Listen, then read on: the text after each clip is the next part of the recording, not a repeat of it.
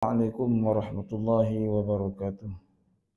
إن الحمد لله نحمده ونستعينه ونستغفره ونستهديه ونستغفره ونعوذ بالله من شرور أنفسنا ومن سيئات أعمالنا. من يهده الله فلا مضل له ومن يضلله فلا هادي له، وأشهد أن لا إله إلا الله وحده لا شريك له، وأشهد أن سيدنا محمدا عبده ورسوله أرسل رسوله بالهدى ودين الحق ليظهره على الدين كله ولو كره المشركون. اللهم صل على سيدنا محمد وعلى آله وأصحابه ومن تبعهم بإحسان إلى يوم الدين. أما بعد.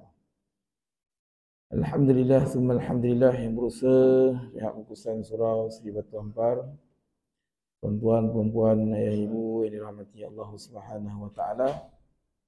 Pertama sekali saya mohon ampun dan maaf lah tak sampai nak balik rumah daripada camp 3 hari di SAR di sekolah saya. Jadi pengisian dia ingatkan nak cancel dia kan, tak dapat pula, marah kan Haji Ahmad. Baik, kita tahu yang cuma apa yang ada kitab kat kita sini dapat kitab Al-Hadisul Muntakhabah. Kita dengar hadis lah ya. Ya, apa ni Samiul Ghafilin tak dapat saya balik. Satu hal juga nak mentelaah dan sebagainya kan. Jadi saya mohon ampun dan maaf lah. Ya, jadi kita dengarlah sabda Nabi, hadis baginda Nabi SAW yang juga kadang-kadang kena beberapa kali juga ataupun kat sini tak pasti, saya rasa belum kot. Ada hadis-hadis yang biasa saya baca berkenaan dengan sama-sama kita muhasabah diri kita. Hadis baginda Nabi SAW yang kita dengar ni maksud dan tujuan adalah untuk mendapat cahaya daripada hadis itu. Dan bukannya kita nak jadi ahli hadis. Nak mendengar hadis ni satu perkara, mendengar nasihat. Jadi kebiasaan di rumah ketika itu di zaman baginda Nabi SAW akan diwujudkan amalan bacaan hadis ataupun disampaikan berita-berita tentang apa yang telah disampaikan oleh baginda Nabi SAW. Sahabat-sahabat radhiyallahu majma'in, mereka pergi ke masjid dan bila balik mereka akan kumpulkan isteri, anak-anak dan mereka akan sampaikan apa yang disabdakan oleh Nabi, apa yang disampaikan, ataupun wujud amalan ta'lim lah dipanggil. Amalan ta'lim maknanya sahabat-sahabat ni mereka akan mengajar, akan sampaikan. Jadi sampailah juga kepada kita yang telah dikumpul hadis yang merupakan riwayat Tirmizi, rawahu Tirmizi wa qala hadza hadis hasan sahih. Kita dengar ya, insya-Allah mudah-mudahan dapat iman pada saya. An Mu'adz bin Jabal radhiyallahu anhu, seorang sahabat Nabi Mu'adz bin Jabal yang merupakan sebagai golongan sahabat ini nukhbatul bashar, insan yang terpilih yang telah dikurniakan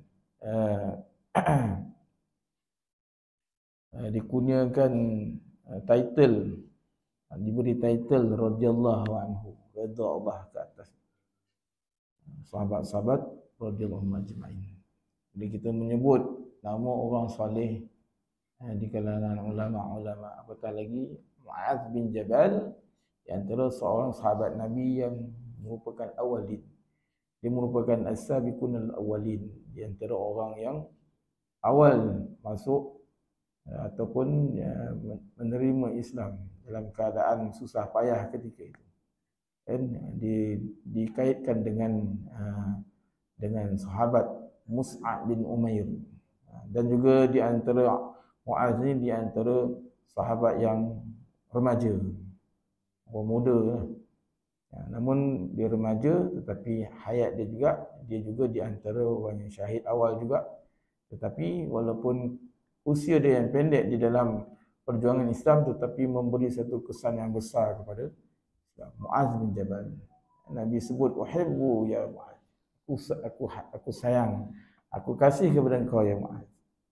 Jadi sahabat ini mendapat cinta kasih. Nabi sini cakap kita ni nak cuba-cuba mengasihi Rasulullah. Kan? Entah sampai lagi ke tidak. Nampak macam mana keadaan kita, cara kita nak mengasihi Rasulullah ni. Kan? Laukana bainanal habib. Kita pun nyanyi tak? Kalaulah kan di sisi kami ini Rasulullah, agaknya Rasulullah tengok kita ni macam mana agak Allah. Sayalah tengok tuan-tuan tu mungkinlah saya ni kan. Tetapi sahabat ini Nabi bagi tahu aku kasih dengan kau, aku sayang dengan kau. Jadi kita dengar apa yang disabda, apa yang disampaikan anin Nabi sallallahu alaihi wasallam daripada Nabi sallallahu alaihi wasallam, ataupun meriwayatkan daripada Nabi sallallahu alaihi wasallam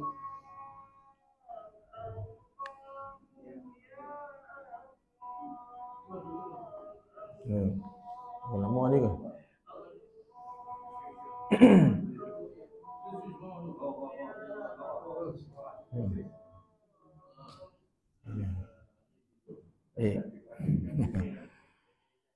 Ada Nabi sallallahu alaihi wasallam meriwayatkan daripada Nabi sallallahu alaihi wasallam qala, bahawa Allah Subhanahu wa taala, qala Allah taala, bahawa Allah Subhanahu wa taala berfirman.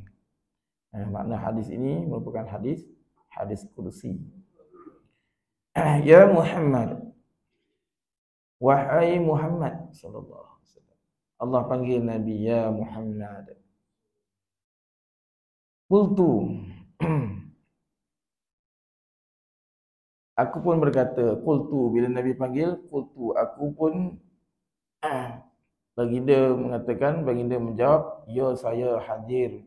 Labbaik ya Rabbi, ya saya hadir. Ya Rabb, wahai Tuhanku.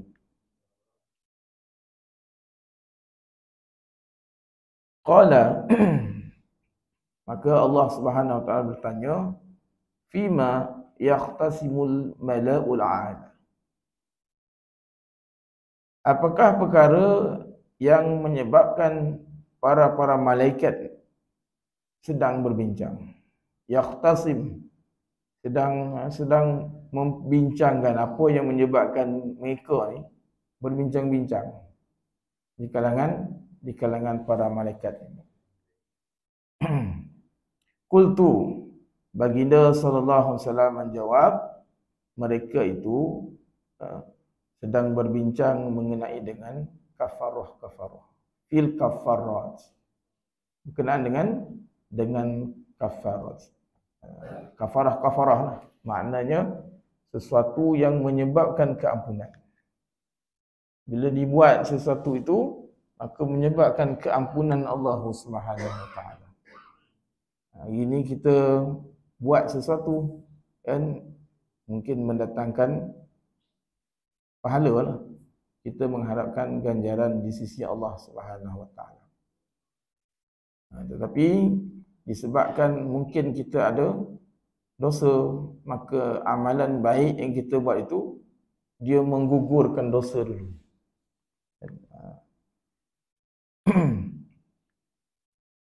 Qultu, mahun, maknanya ditanya Allah. Qala, Allah bertanya, mahunna, apakah dia? Apakah dia? Apa yang dikatakan amalan-amalan yang menyebabkan keampunan?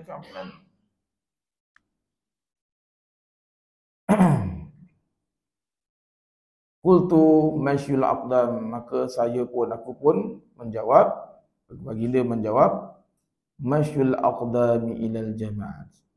Masyul aqdami ilal jama'at, kaki yang melangkah berjalan ilal jama'at, kepada solat berjemaah. Berjalan ni kaki lah yang berjalan kan. Maknanya jalan tu menuju kepada untuk solat berjemaah. Fil jama'at. Jadi di antara amalan yang pertama yang disebabkan keampunan ni, kaki kita ni yang bergerak menuju kepada solat berjemaah. Maka setiap langkah yang kita langkahi menyebabkan kafarah, menyebabkan keampunan.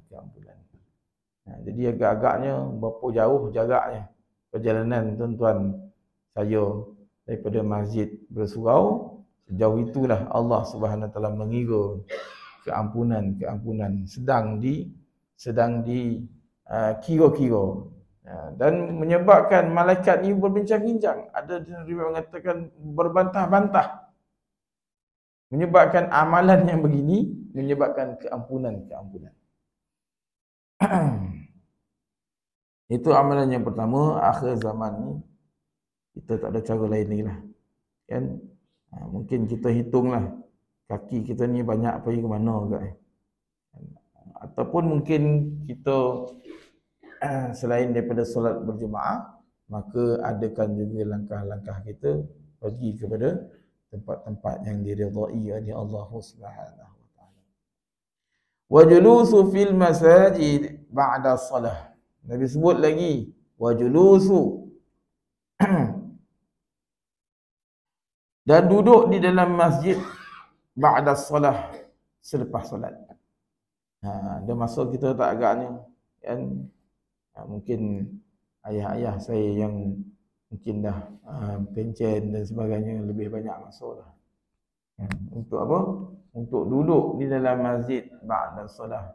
Bagi yang masih ada keperluan, kalau ada ruang, ada masa, maka duduklah di dalam masjid ba'da solah. Paling-paling tidak pun di antara maghrib isyak tu ada kuliah, kan? Ada kuliah maghrib. Di antara maghrib isyak duduk di dalam masjid ba'da solah ni. Tetapi duduk tu bukanlah duduk bukan menyalahi dari segi adab.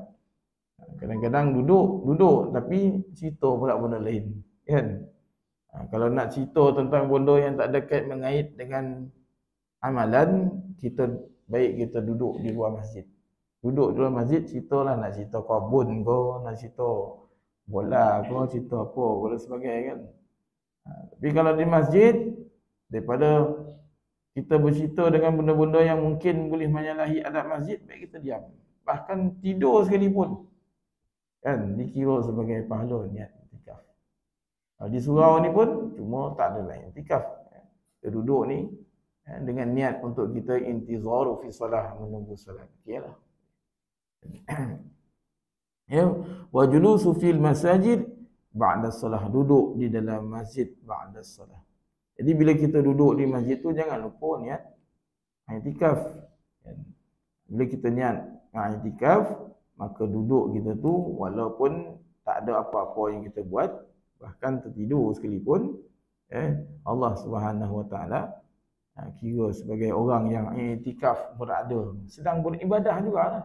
Duduk di dalam masjid ni dikaitkan dengan ibadah, kan? Berbanding dengan tempat-tempat lain. Wa isbaghul wudu fil makruhat.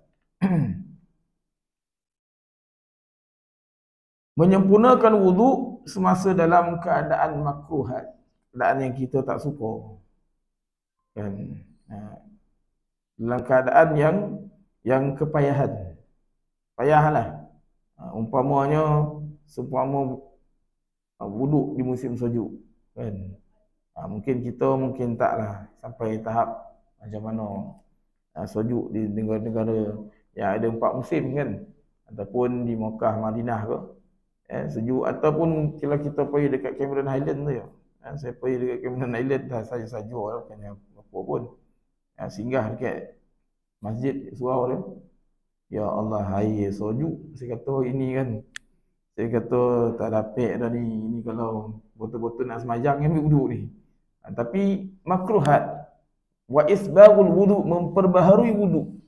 Sayyidina Bilal radhiyallahu anhu menyebabkan taut langkah ada di syurga. Bila Nabi kata, apa sebabkan aku dengar aku ni waktu Isra' Mi'raj, aku dengar terompah engkau, kasut engkau di syurga. Ini di antaranya Sayyidina Bilal. Amalan dia sentiasa berwudu, memperbaharui wudu, dan dia akan buat 2 rakaat salat, beberapa rakaat salat. Sayyidina Bilal. Jadi kita dituntutlah supaya kita ni berada di dalam keadaan suci. Suci daripada hadas. Orang lelaki hadas kecil lah. ada puasa kau jawab yo. Kan? Tak ada lama-lama tu macam orang perempuan dia ada tempoh dia. Kan? Ada 7 hari. Kan? Ada wiladah, ada apa ni nifas, kan? Haid nifas kan. Wiladah. Jadi yang kita ni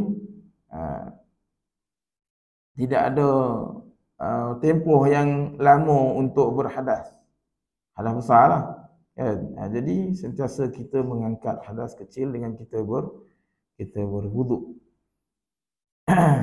Dan susah lah. Mungkin juga boleh dikata makruhat ni dalam keadaan kepayahan. Payah kadang-kadang masalah buat sekejap lepas tu kontut. Kan? Buat sikit ada masalah lain. Ada masalah itu dan sebagainya. Ataupun dalam keadaan mungkin perjalanan jalan kita pun mungkin dah slow dan sebagainya. Dalam keadaan itu dia memperberwuduk dalam keadaan susah. Ada menyebabkan keampunan. Menyebabkan keampunan bila kita pergi buat amalan itu, apatah lagi setiap titisan air wuduk itu telah menggugurkan dosa-dosa. Menyempurnakan wuduk wa isbaghul wuduk fil makruhat. Qala thumma fima.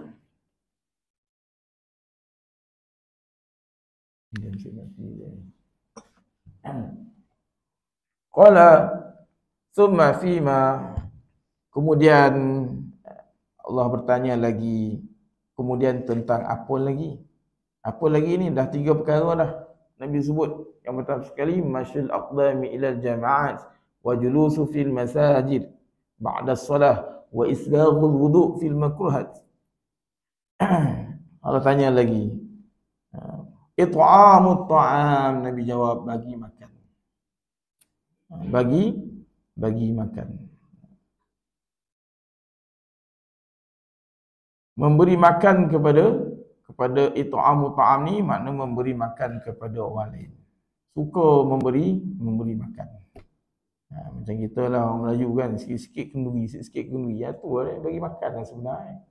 Tahlil tu tak ada apa benar salah. Kan biar dia tak ada tahlil, makan pun makan. Datang mengaji kan, mengaji tu tak apa benar tu, makan mesti kena. Kan itu ta'am. Kan yalah, takkanlah datang bagi makan, takkanlah makan macam tu, isilah sikit kerohanian, buatlah tahlil arwah, tak buatlah kenduri, doa selamat kan, jemput orang alim kan, kemudian minta doa. Yang paling penting asyuru tu paling penting. Orang Melayu kalau tak jemput pun boleh datang. Kan? Itu dia tak ada kepantangan tu, tapi memang kalau ikutkan tak dijemput, tak diundang, maka tidak harus untuk beri kan. Tapi bila dah sampai itu makanlah. It'amu ta'am. Nabi sebut lagi walinul kalam. Walinul kalam, lin, lembut di dalam perkataan. Lembut ataupun percakapan tu percakapan yang lemah lembut. Macam kita nak orang bercakap lembut dengan kita, orang bercakap nak berlembut dengan kita pun lah berlembut dengan orang. Perkataan tu perkataan yang lemah lembut, tetapi bukan lemah lembut dia cakap macam manis mulut seperti penyaga tak. Kadang-kadang cakap tu lembut tapi bisu kan. Ada juga kan. Cakap tu nampak dia lembut tapi makan dalam tu. Al-muslimun, orang Islam ni man salimal muslimuna min lisani wa yadi. Orang Islam ni sesiapa ni dia akan terselamat daripada lidah dan juga tangan dia. Min lisani wa yadi. Akan selamat orang Islam ni yang dikatakan al-muslimun ni bukan al-mu'min ni. Al-muslimun orang Islam.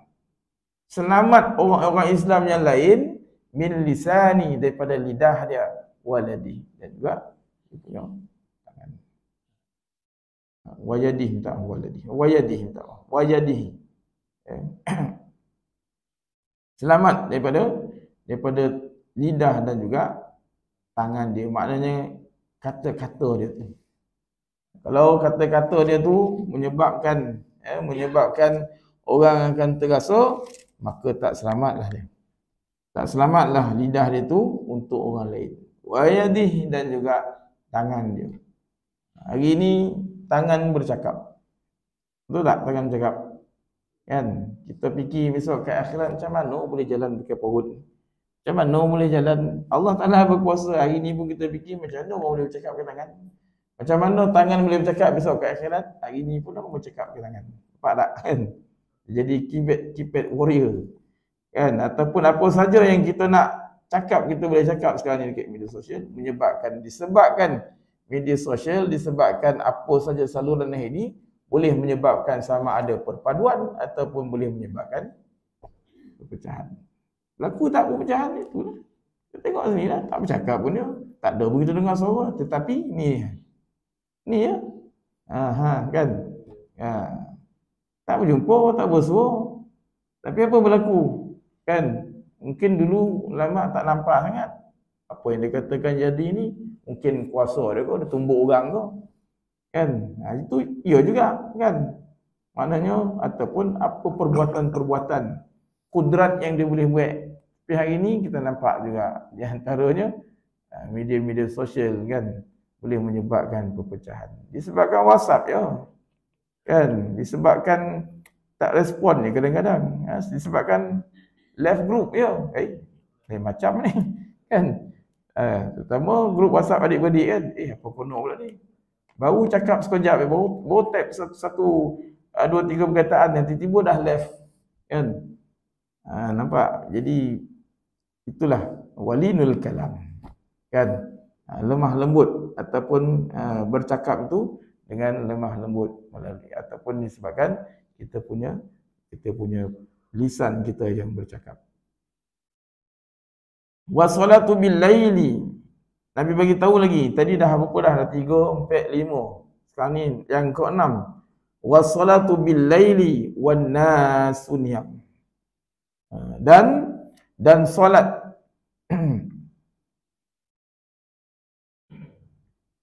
dan solat dalam keadaan wassalatu bil laili, solat pada waktu malam, sedangkan manusia wan nasu niyam, sedangkan manusia yang lain sedang tidur.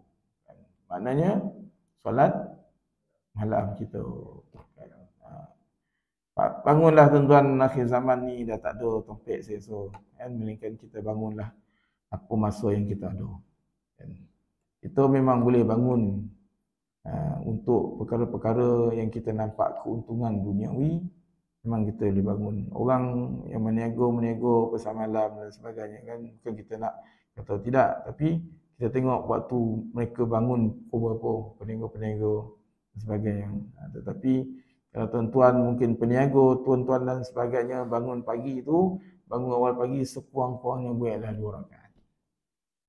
Sikit masuk. Yang ini menyebabkan apa? Menyebabkan kafarat. Amalan-amalan yang menyebabkan keampunan. Paling-paling tidaklah sebelum subuh tu 1 rakaat witir buatlah. Kan? Jadi di antara yang Nabi sebut ni pun amalan-amalan yang akhir zaman ni sangat memerlukan. Sangat-sangat kita memerlukanlah. Kan? Suasana yang berlaku pada hari ini, fitnah-fitnah yang berlaku, keburukan-keburukan terutama yang melibatkan wanita, tidak ada cara lain lagi melainkan dengan amalan saja. Cuma bila disebut masyul aqdami ilal jama'at, dituntut untuk orang lelaki lah.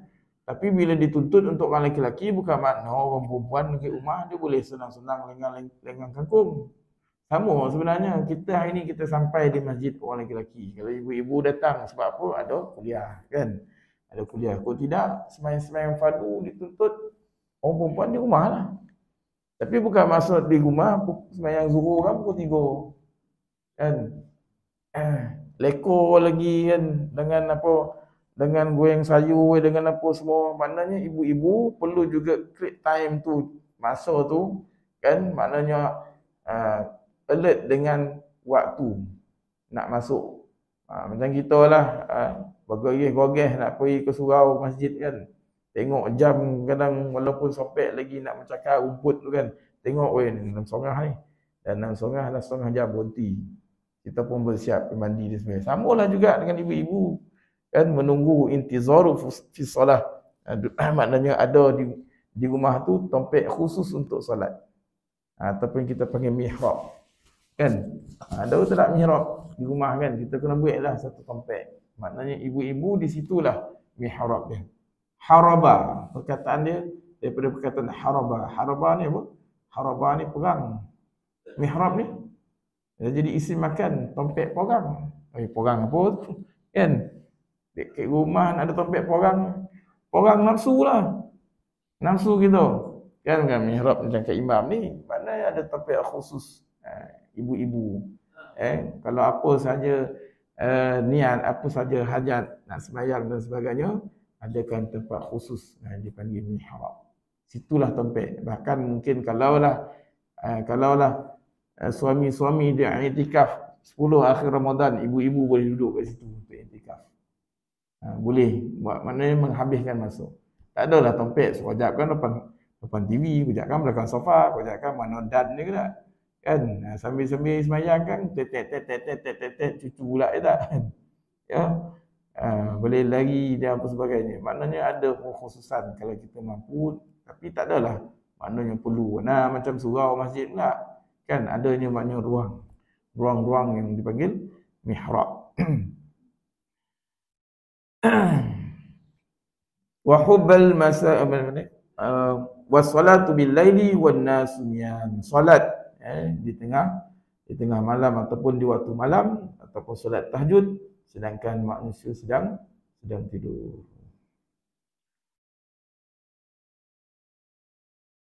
Qala sal qultu sal qala sal.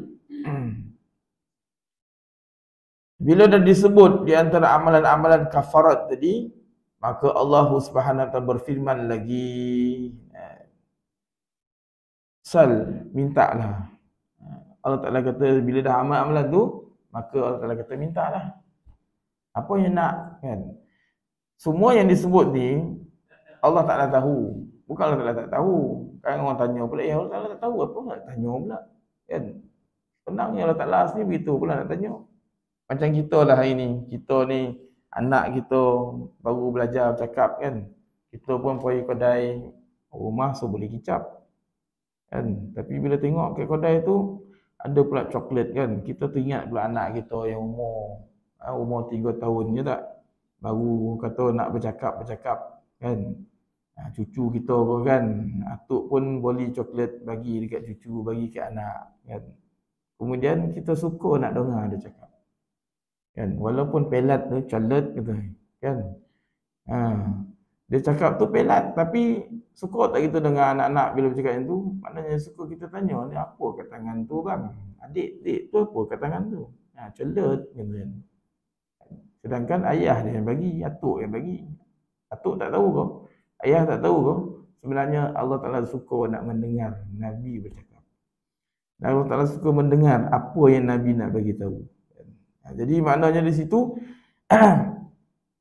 kesukaan Allah Subhanahu wa taala. Sedangkan Allah tu Maha mengetahui. Bila Nabi dah sebut tentang amalan-amalan kafarat tadi, Allah kata sal, mintalah. Maka Nabi minta apa? Nabi pun ajar doa ini. Qultu Allahumma inni as'aluka fi'lal khairat. Kalau boleh ibu-ibu ayah amalkan doa. Ini doa ni, doa akhir zaman. Allahumma inni as'aluka fi'lal khairat. Ya Allah, aku memohon daripadamu untuk aku melakukan kebaikan. Perbuatan-perbuatan yang baik. Minta. Nak buat baik, Nabi suruh minta. Allah Nabi minta. Untuk kita buat perkara baik ni, bukan saja maknanya kita dah buat satu perkara baik. Dan kebaikan itu, Allah Subhanahu wa taala terima. Jadi bila kita melakukan kebaikan, maka itulah dia permohonan kita yang Allah Subhanahu wa taala kurniakan. Nak buat baik. Kan? Tangan kita nak buat baik, kita punya mulut nak buat baik, jalan kaki kita ni semua nak buat baik. Ataupun mungkinlah kita boleh kaitkan dengan apa yang disebut kafarat tadi. Ya Allah, dengan amalan-amalan yang disebut, Ya Allah, kafarat-kafarat, Ya Allah, bagi aku untuk amal, Ya Allah. Ini orang boleh, bukan senang kaki nak melangkah ke masjid. Kalau kita tengok sendiri dalam keadaan persentage orang boleh datang ke masjid surau untuk punahkan saf, kita boleh tengok. Kita tengoklah kalau ada event, ada apa-apa event yang berlaku, yang ada ataupun pasar malam tu, kan? Di antara masjid dengan pasar raya kita akan tengok masjid dengan pasar malam, kan? Maghrib tu. Dulu kan kita punya pasar malam dekat sebelah masjid kan. Orang dia datang parking kan. Yang depan mata kita nak apa ni kan. Kita nak masuk parking, dia pun parking. Oh, tak apalah. Dia dah parking. Rupa dia parking chat. Keluar kat pintu, keluar kat pagar masjid tu. Pergi mana? Pergi pasar malam. RM5 sekilo, RM5 sekilo, RM5 sekilo. Azan. Kan? Masa tu famous lagu Ingat Mati. Memang betul saya ingat mati lah. Dia ingat mati, tak ingat-ingat gitu. Kan? Last dah pergi ke sana balik kan. Jadi bukanlah kita nak kata peniaga tu tidak, tapi itulah keadaan dia. Kita boleh tengok kecenderungan orang nak datang ke masjid. Kan, nak memenuhi kaki itu, nak berjalan menuju untuk solat berjemaah.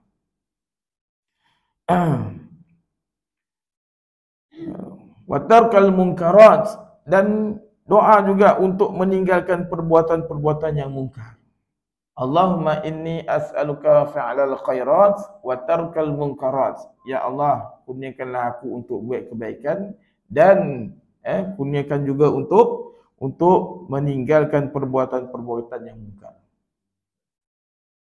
Kemudian Nabi doa lagi, wa hubbal masakin, kasih dengan orang miskin.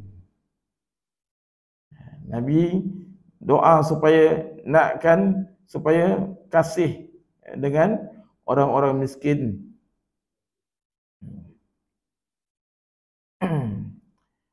Kadang-kadang tuan-tuan, orang miskin walaupun inilah kita ni tak adalah sampai miskin-miskin melarat macam mana kat sebuah negara kan. Tapi kita cari jugalah, kadang-kadang mungkin orang miskin kat sini dia tak cakap. Saya bagi tahulah tuan-tuan, kalau tuan-tuan kenal dengan Ustaz Ahmad Fakhul, tadi baru telefon saya ni. Dan dia memang dalam keadaan yang sangat kegelandangan. Ibu ayah pun dah meninggal, dia dengan adik dia kena pula dialisis sekarang. Sekarang dia duduk di Kuala Lumpur, tadi buat telefon dia. Dia lulusan UIA, bahasa Arab. Boleh, maknanya saya pun memang pernah belajar dengan dia. Pernah mengajar di Kafar dan sebagainya, di sarung tempat saya. Dan banyak juga, ada juga di antara ilmu yang diajar saya. Tapi dia dalam keadaan susah. Dia telefon saya, Ustaz. Tak tahulah saya macam mana Ustaz. Yang betul-betul miskin ni, sebenarnya miskin tu. Jadi kalau tuan-tuan nak membantu, kadang orang macam ni kita tak nampak kadang. Tapi itulah dia kategori dia. Kadang-kadang perasaan saya pun, Allah dia telefon ni. Kojap kan dia telefon, semua tu kojap dia telefon. Jadi kadang-kadang kita nak kasih dia kan dengan macam ni. Apa yang ada saya mampu saya bagilah. Lepas tu kan pernah saya buat pengumuman tu kan.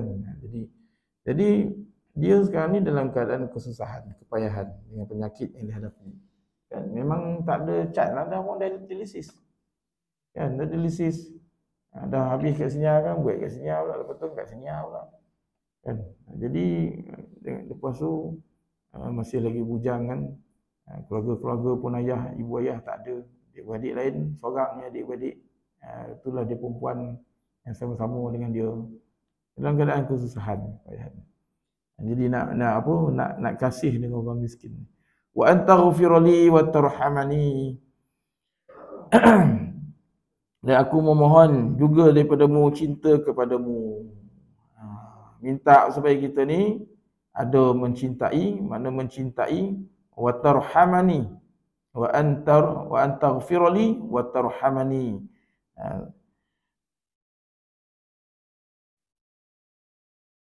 Engkau mengampuniku dan merahmatiku.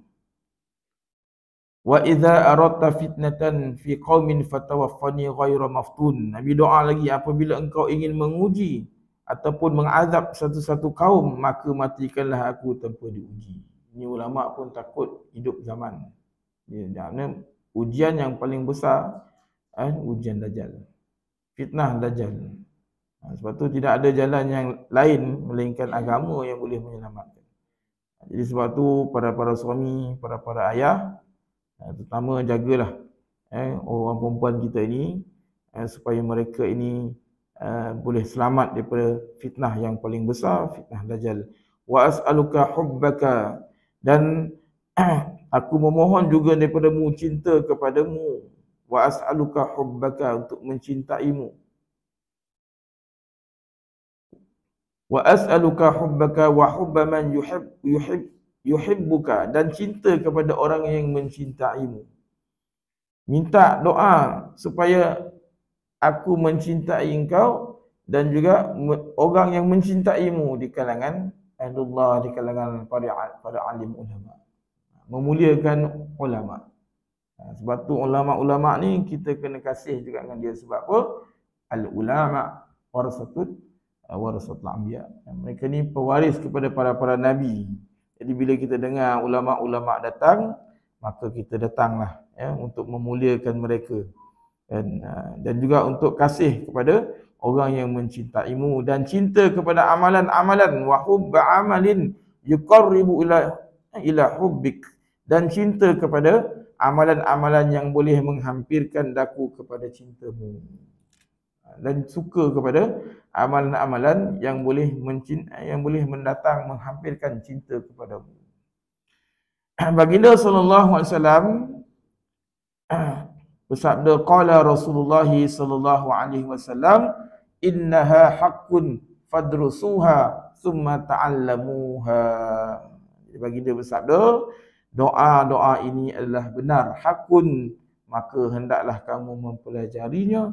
Dan mempelajari maknanya mempelajari doa itu dengan membacanya berulang-ulang kali. Allahumma inni as'aluka fa'lal khairat wa tarkal munkarat wa hubbal masakin wa an taghfirani wa tarhamani wa nas'aluka hubbaka, kalau jamaklah, wa as'al, kalau tak seseorang, wa as'aluka hubbaka wa hubba man yuhibbuka wa hubba amalin yuqarribu ila hubbik. Ya Allah, aku memohon daripadamu untuk aku melakukan perbuatan-perbuatan yang baik, untuk meninggalkan perbuatan-perbuatan yang mungkar, kasih kepada orang-orang miskin, dan supaya engkau mengampuniku dan merahmatiku apabila engkau ingin menguji dan mengazab sesuatu kaum, maka matikanlah aku tanpa diuji. Aku memohon juga daripadamu cinta kepadamu dan cinta kepada orang yang mencintaimu, dan cinta kepada amalan-amalan yang boleh menghampirkan daku kepada cintamu. Inilah ni doa ni, Nabi pesan supaya kita pelajari doa ni dengan betul dan kita beramal dengan membaca doa ni, insya-Allah. Jadi saya rasa sekat tu sebagai perkongsian, biar mati pun sebagai perkongsian untuk kita sama-sama amal, dan juga kita sampaikan wallahu a'lam. Aqulu qawli hadza wa astaghfirullahalazim li wa lakum. Wassalamualaikum warahmatullahi wabarakatuh. Subhanallah wa bihamdihi.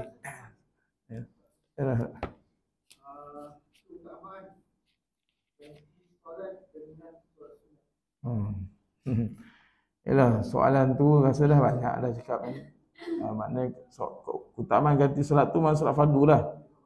Jadi kalau solat fardu dengan solat sunat, sejauh mana solat fardu kalau kita tinggalkanlah, mungkinlah ada kisah-kisah dulu kan. Jadi wajib untuk kita qada. Ya, sebenarnya itulah keutamaan dia. Cuma ada dua keadaan lah. Sama ada kita boleh calculation berapa tahun kita tinggal dalam tahun itu, maka kita sembahyang sunat, sunat itu kita niatkan untuk solat fardu lah, qada kan. Ataupun kita boleh selang seli kan. Selang seli itu maknanya dalam kita buat solat sunat, dalam tu juga maknanya kita boleh selangkan dengan solat fardu. Sejauh mana amalan fardu ni bila kita buat masih lagi minta maaf, solat sunat yang kita buat masih lagi solat fardu ada hutang, maka itulah yang menyebabkan mungkin amalan fardu kita tu tak ada nilai lah sebenarnya. Sebab fardu dengan sunat tu, fardu itulah yang dituntut. Ya. Kalau qada tu tak ada ni lah. Kira kita semayang waktu-waktu apa pun kita boleh qada lah. Macam contohnya lah, kan kita dah kesiangan, kan kesiangan untuk solat subuh kan. Waktu tu mungkin dah masuk, dah habis subuh. Waktu tu kita bangun-bangun, tu waktu dah habis, kan. Waktu tu kita qada lah. Kan? Wallahu a'lam insya-Allah. Mudah-mudahan lah sama-sama. Subhanallah bihamdihi, subhanakallahumma wa bihamdika asyhadu an la ilaha illa anta astaghfiruka